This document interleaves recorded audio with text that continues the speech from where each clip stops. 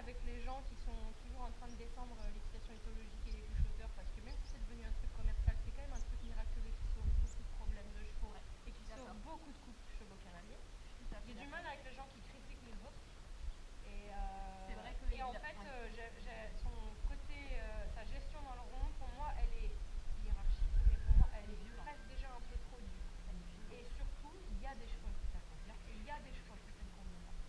Et moi, pour avoir connu d'autres façons de faire, je n'ai pas une façon de faire. Dans un monde mange, il y a 15 000 façons de travailler. 15 000. Autant qu'il y a de façons de travailler les chevaux. Bien sûr, il y a des règles de base dans la gestion, de la position, tout ça. Tu peux pas faire n'importe quoi.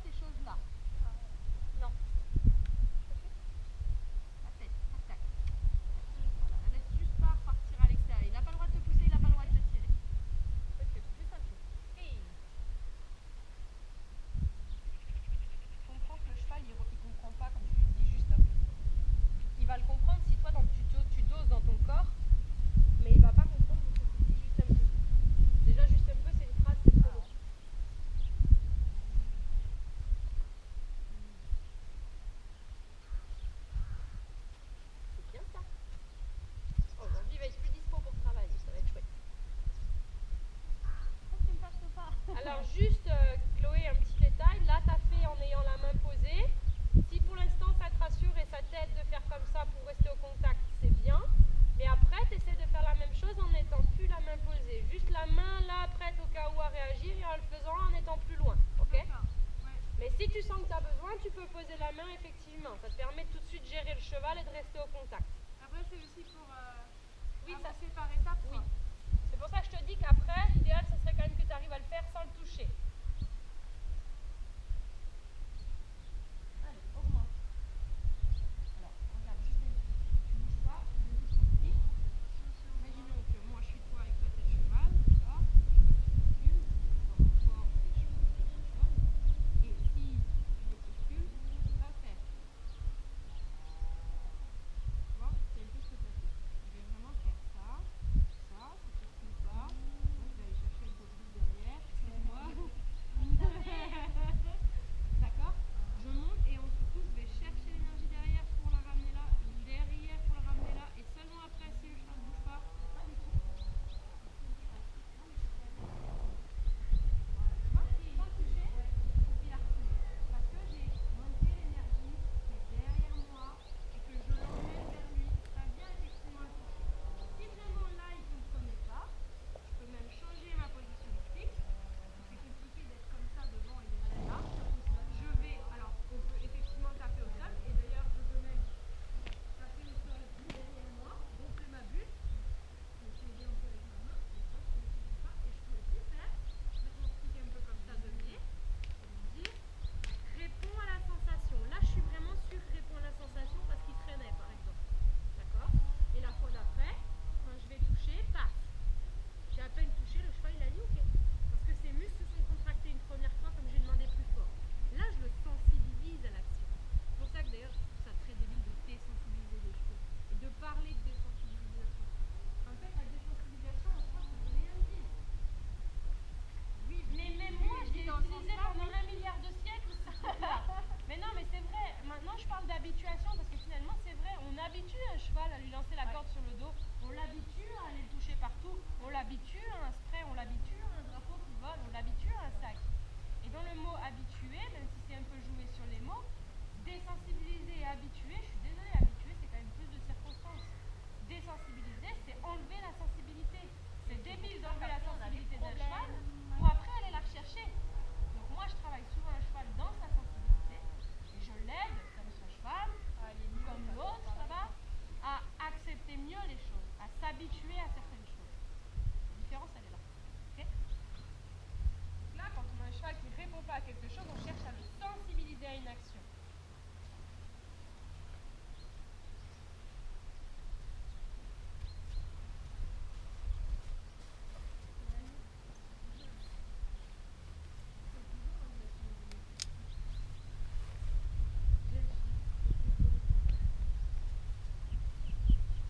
Faut croire que j'arrive à mettre toujours le petit doigt là où il faut.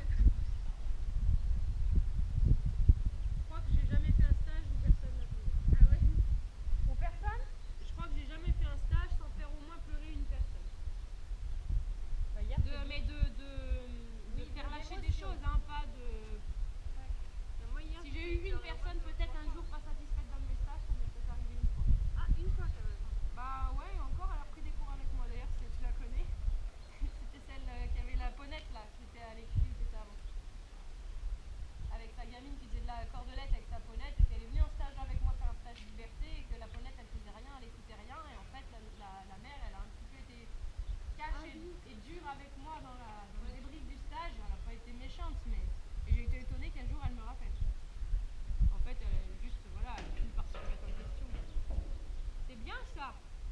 Tu vois quand le cheval est dispo, ça marche tout seul. Ah. Bon ça j'avoue normalement c'est acquis hein. Donc après ben tu prends ton stick. C'est la même chose un petit peu avec le stick qu'on n'a pas fait hier, rapidement, juste d'essayer d'améliorer un peu, mais par contre quand tu bosseras avec lui ici, tu vas un petit peu plus loin, hein, t'attends bien que les membres... Et là on le carré juste la tête. Ne fais pas les jambes parce que je sais que ça va être problématique, mais c'est au moins voilà, l'encolure, le dos, et ensuite on travaille ce qu'on a fait hier. Allez. Salut, t'as vu? Ça c'est du bonjour, c'est bon, tu l'as vu. Donc si tu veux pas que tu le gardes là-bas, remets-le sur toi en bougeant toi dans un sens qui va l'aider à se remettre sur l'agitation. Si tu mets de l'agitation sur un cheval qui est agité, c'est compliqué. Quand le cheval est agité, je mets du calme. Ce que je veux faire, c'est le calme. Le cheval est un animal de calme, de silence.